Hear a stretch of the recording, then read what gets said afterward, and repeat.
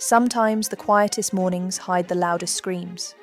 It was just before dawn on November 9th, 2005 in Robinson, Texas, when a 911 call shattered the peace of a small neighborhood. A woman's voice, trembling but steady, said, "My husband's been shot. He's bleeding. Please send someone." Her name was Darlene Gentry, a nurse, a mother of 3, the kind of woman people described as gentle, graceful and kind. But that morning she sounded terrified. Police rushed to the home on North Cedar Ridge Drive. Inside the master bedroom, they found 31-year-old Keith Gentry lying in bed covered in blood, a single gunshot wound to the head. The sheets soaked the air still, and the faint smell of gunpowder in the room. Paramedics worked quickly as Darlene stood nearby, shaking and crying. Keith was taken to Hillcrest Baptist Medical Center, where doctors placed him on life support. Despite every effort, he would not survive the night. As investigators moved through the house, something caught their attention. There were no signs of forced entry, no broken windows, no pried doors, no struggle. Everything looked perfectly in place. Then outside, near the backyard fence, they found something strange. 2 rifles neatly propped against the wood, not tossed, not hidden, but carefully leaned, as if someone wanted them to be found. Darlene told police she had been asleep when she heard a noise. She said she found Keith bleeding, then noticed the back door open and the guns missing. She thought maybe an intruder had taken them and shot her husband. At first, it sounded believable. A panicked wife, a sudden tragedy. But as detectives replayed the 911 call, one detail unsettled them. Her voice. It wasn't what they expected from someone watching their husband die. She didn't sound desperate. Her breathing was calm, her words controlled. Still, no one accused her, not yet. There was no weapon, no eyewitness, and no clear motive. Only a dead man and a story that didn't feel right. As the sun rose over Robinson that morning, the Gentry home became a place of silence and suspicion. Neighbors whispered, friends prayed, and police watched, because soon they would learn that the killer wasn't someone who broke in. It was someone who never had to. The perfect life, or so it seemed before the sirens. Before the headlines, there was just love.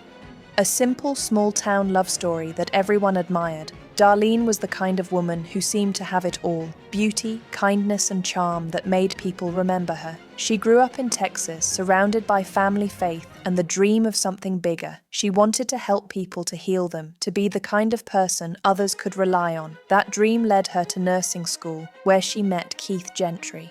Keith was quiet, humble, and gentle, the kind of man who listened more than he spoke. He wasn't the loud one in the room, he was the one who made you feel safe. Together, they looked like the perfect match, a kind nurse and a hard-working man who loved her more than anything. Their love started simple laughter in college hallways, late-night drives, promises about the future. Everyone said they were meant to be. They married in 1999 and soon welcomed 3 beautiful sons, Chase, Cody, and Cade. Their home in Robinson sat just a few steps away from Keith's parents, the kind of place where kids played in the yard and family dinners were a daily ritual. To the outside world, they had everything that mattered: a home filled with laughter, a mother who adored her children, and a father who would do anything for them. But perfection is often a mask that hides the truth. Behind closed doors, the picture began to crack. Money became a quiet enemy in their home. Keith had changed jobs to spend more time with his family, but the new position paid less. Bills started stacking up, dreams started shrinking. Darlene wanted more. She wanted to keep the image of success alive. She wanted the house, the cars, the comfort. Keith only wanted peace. The love that once held them together began to turn heavy. Arguments whispered in the kitchen late at night, cold silences in the morning. He was trying to hold the family together, while she was slowly letting go. And yet, to everyone else, they were still the perfect couple. She smiled in every photo. He stood proudly beside her. No one could see the distance growing between them. No one could imagine how far it would go, because soon that perfect home would become a place of horror, and the woman everyone envied would become the center of a nightmare. Sometimes the saddest part of love is realizing the person you trust most is the one who destroys you. Love turning to tension. At first, the arguments were small little things that came and went like passing storms, but storms always come back stronger when the air is still heavy with things left unsaid. Keith loved his wife with everything he had. He worked long hours, tried to give her everything she wanted. He believed love could fix the cracks. But love was not enough for Darlene anymore. She wanted a bigger life, a better house, nicer things, a future that sparkled no matter the cost. And when Keith's job change brought less money, it brought more silence. Bills piled up, tension filled the house. She started pulling away from him. Friends noticed the way her smile seemed thinner, the way she talked about Keith with coldness in her voice. They thought it was just stress, marriage, fatigue, something small. But behind those walls, something darker was growing. Keith didn't argue much. He never shouted, he just tried to make things right. He was the kind of man who believed family came first. He loved Darlene, even when she stopped loving him back, but there was a change in her eyes, a kind of distance that felt permanent. She started staying out longer, going shopping, taking time alone. Keith told a friend he felt like a guest in his own home. The warmth between them had turned into an empty space, and that space was getting wider every day. To the outside world, they were still a beautiful family, smiling for photos at church and school events. But the truth was that Keith slept on one side of the bed while Darlene stared at her phone on the other. And every night that silence grew colder. Money problems became resentment. Resentment became anger, and anger became something else. Something that whispered in Darlene's mind that her life could be easier without him. Maybe she could start over. Maybe she could finally live the life she thought she deserved. She didn't know yet how far she would go, but the thought had already planted itself deep. Keith never saw it coming. He believed in her goodness, believed she would never hurt him. He kept hoping things would get better. He didn't know that for Darlene, the idea of a new beginning would soon mean his end. Sometimes love doesn't fade away quietly. Sometimes it waits for one last argument, one last night, one last moment to turn into tragedy. The story that didn't add up. The morning was quiet, too quiet for what had just happened. At 6:11 a.m., Darlene called 911, her voice trembling as she said her husband was bleeding in bed, the back door open, the guns missing, something terrible had happened. But the way she spoke was calm, too calm for someone watching her world fall apart. When police arrived, Keith was still alive, barely breathing pink foam at his mouth, a sign of deep trauma. He had been shot once in the head while he slept.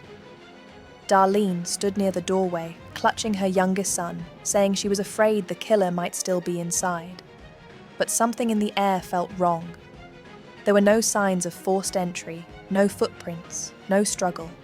Only a house that looked too neat, too untouched for a murder scene.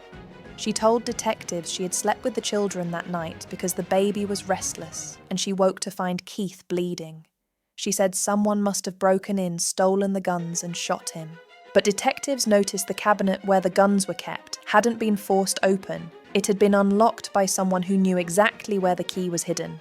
Only two people knew that: Keith and Darlene. Outside the house, a few guns were stacked neatly by the door, like someone had placed them there on purpose. It didn't look like the work of a thief. It looked like a scene set up to look like one.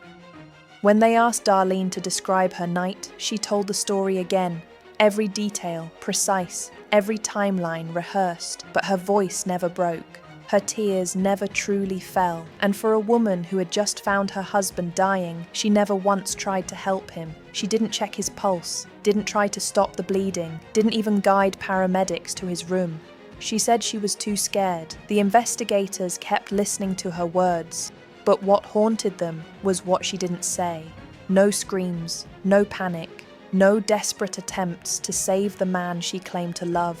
Later that morning, she was brought to the station for a formal interview. At first, she spoke openly, said she had nothing to hide, that she wanted justice for Keith. But when questions turned direct, when they asked about the missing guns and her late-night drive, she stopped. She looked down at her hands and quietly said she wanted a lawyer. From that moment, everything changed. The officers in that room looked at each other and they all felt the same thing. This wasn't the story of a home invasion. This was the story of something far colder, something that had started long before that November morning. The truth beneath the surface. The detectives went back to the house. They searched every inch, every shadow, every drawer. If Darlene was telling the truth, there had to be something to prove it. But the house kept whispering another story. There were no broken locks, no footprints, no signs of struggle. Only silence and order, like someone had carefully erased the chaos. Then one of the officers opened the kitchen trash bin and found something strange. A pair of latex gloves hidden deep inside. Inside the gloves, a single .22 caliber shell casing and traces of gunshot residue. Tests showed the DNA of only 2 people, Keith and Darlene. That one discovery changed everything. Detectives now knew the murder weapon was a small caliber gun fired at close range while Keith was sleeping. He never even opened his eyes. They learned about the life insurance policy up to $750,000. Money that could change a life, erase debt, start over. And suddenly the picture of a loving wife became the image of someone desperate. 19 days later, Darlene was arrested for the murder of her husband. But even then, the story twisted again. Keith's parents, the ones who had lost their son, still stood by her side. They paid her bond. They said she could never have done it. She was the mother of their grandchildren. She was family. But Darlene wasn't done hiding the truth. Soon after her release, she contacted a man named Robert Pavavella about buying a quiet piece of land near Axtell, Texas. It had a small pond surrounded by trees, peaceful, beautiful, like something Keith would have loved. She told Robert the pond reminded her of Keith, that he always dreamed of taking the boys fishing. It sounded sweet, it sounded innocent, but only weeks later, she called again, asking if the pond could be filled in. Robert thought it was strange. She had just said it was special, now she wanted it gone. He told the police, and they decided to search it. Divers stepped into the cold, dark water, and what they pulled out froze everyone.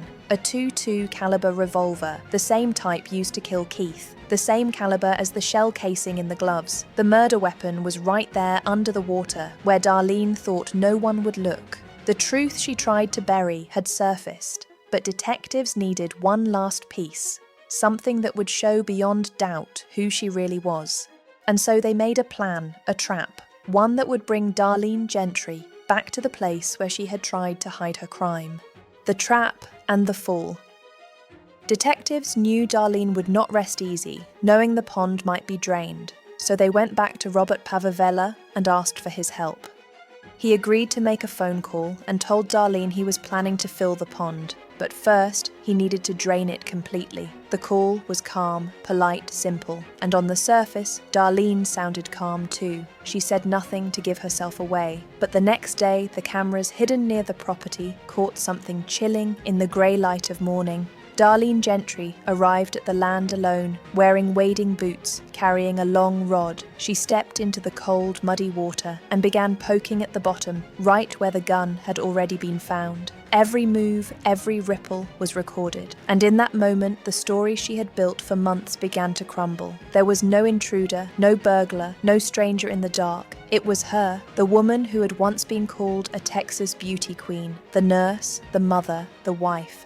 Now seen for what she truly was, someone who thought she could bury her secrets underwater. When detectives showed her the footage, she said nothing. Her face went pale. Her hands trembled. The silence in that room was heavier than any words she could have spoken. In February 2007, the trial began in McLennan County. 5 days of testimony, evidence, and heartbreak. The prosecution played the video of Darlene in the pond again and again. They showed the gloves, the gun, the insurance papers, the lies. And as the jury watched, they saw not a grieving widow, but a woman cornered by her own deception. Her lawyers tried to fight. They argued about timelines and possibilities, but the truth was already too strong. The jury returned after just a few hours, guilty of first-degree murder. Darlene Gentry, 32 years old, was sentenced to 60 years in prison. The courtroom fell silent. Keith's family cried quietly, the same family that once believed she was innocent, now left shattered twice. Darlene was taken away without a word. No tears, no goodbye. Just the sound of chains and footsteps fading down the hall. In the end, the woman who had dreamed of a perfect life had destroyed everything she ever had, and the man who had loved her more than life itself paid the ultimate price for that dream. The aftermath and the echo of love. Years passed, but the house on Morgan Drive still feels heavy with memories. The walls remember the laughter of two boys running through the hallway, calling for their dad. The porch remembers Keith sitting quietly in the evenings, dreaming about the future he never got to live. And the silence remembers everything that happened after Darlene sits behind bars at the Mountain View unit in Gatesville, Texas. She still tells anyone who will listen that she is innocent, that Keith's death was a mistake, an accident, something beyond her control, but the evidence speaks louder than her words ever could. She will be eligible for parole when she is in her 80s. By then, her sons will be grown men, living with the shadows of a story too dark to forget. They have chosen to stay silent, not out of hate, but out of the kind of pain that never heals. Keith's parents still visit his grave every week.